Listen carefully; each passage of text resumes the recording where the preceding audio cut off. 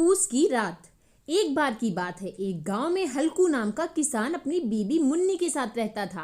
हल्कू खेत में किसानी करके अपना गुजारा चलाता था। एक दिन हल्कू अपने घर पर ही था, तभी सहना नामक व्यक्ति उसके घर के दरवाजे पर आया। वह जमींदार का आदमी था जो लगान लेने के लिए हल्कू के घर आया था।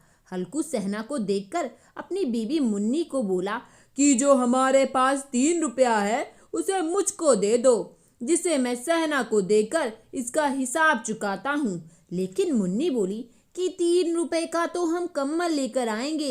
यदि 3 रुपए का कम्बल नहीं लेकर आए तो तुम माघ पूस की ठंडी रात को खेत में कैसे गुजारोगे।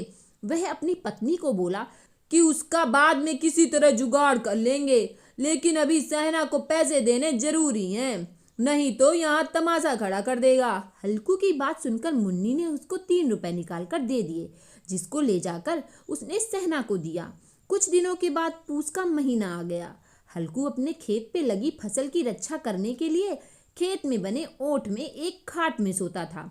कम्बल के पैसे उसने सहना को दे दिए थे, जिसके कारण उसे केवल एक पुराने सूती चादर से ही रात गुजारनी पड़ रही थी। हल्कू के साथ उसका कुत्ता जबरा भी आया था। जैसे जैसे रात बढ़ने लगी वैसे वैसे पछुआ पवनों ने ठंड को और बढ़ा दिया। हल्कू जितना भी सोने की कोशिश करता रहा, लेकिन उसे नींद नहीं आ रही थी। कुछ देर के बाद वह अपने कुत्ते जबरा को अपने साथ लेकर सो गया, जिससे कुछ उसे थोड़ी गर्माहट मिली। लेकिन जबरा कुछ आवाज सुनकर उठ गया और बाहर निकलकर भौंकने लगा। हल्कू फिर भी सोने का प्रयास कर रहा था, लेकिन उसको नींद नहीं आ रही थी। फिर उसको एक तरकीब सूझी। उसने सोचा कि पास में आम का बाग है, जिससे पत्ते झड़कर नीचे गिर रहे हैं। उन सूखे पत्तों को जलाकर मैं थोड़ी देर हाथ सेक लेता हूँ। यह सोचकर वह बगीचे के खेत की तरफ बढ़ने लगा।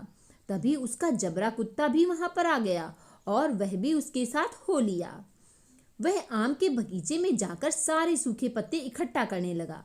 कुछ देर में उसने काफी सूखे पत्ते इकट्ठे कर लिए, जिसको उसने आग लगा दी और अपना हाथ सेकने लगा। जबरा कुत्ता भी आग की गर्माहट पाकर खुश था। कुछ देर में आग बुझ गई, लेकिन राख में अभी भी गर्मी थी। तभी वहां पर हल्कू को अपने खेत में कुछ आवाज सुनाई दी। हल्कू का कुत्ता जबरा तभी खेत की तरफ भागा और वहां जाकर भौंकने लगा। हल्कू को अंदाजा लग चुका था कि खेत में नील गाय आ चुकी है और वह जरूर उसकी फसल को खा रही होगी। लेकिन हल्कू ठंड की आलस के कारण वहां नहीं जा रहा था। वह सोच रहा था कि जबरा जरूर नील गाय को भगा देगा, लेकिन फिर भी नील गाय को फसल खाने की आवाज उसको लगातार सुनाई दे रही थी। वह मन बनाकर एक बार उठा, लेकिन जैसे ही उसको ठंडी हवा लगी वह दोबारा वहीं राख की बुझी आग के पास बैठ गया और कुछ देर में वहीं सो गया।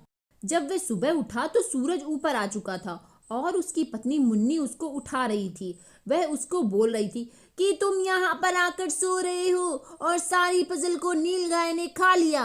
हल्कू अपनी पत्नी को बोला, मैं रात में ठंड से मरते मरते बचा हूँ। उन्होंने जाकर फसल को देखा जो पूरी तरह खत्म हो चुकी थी। तब मुन्नी ने हल्कू को कहा कि अब मजदूरी करके ही माल गुजारी चुकानी पड़ेगी। हल्कू मन ही मन सोच रहा था कि कम से कम पूस की ये ठंडी रातें मुझे खेत में तो नहीं गुजारनी पड़ेंगी।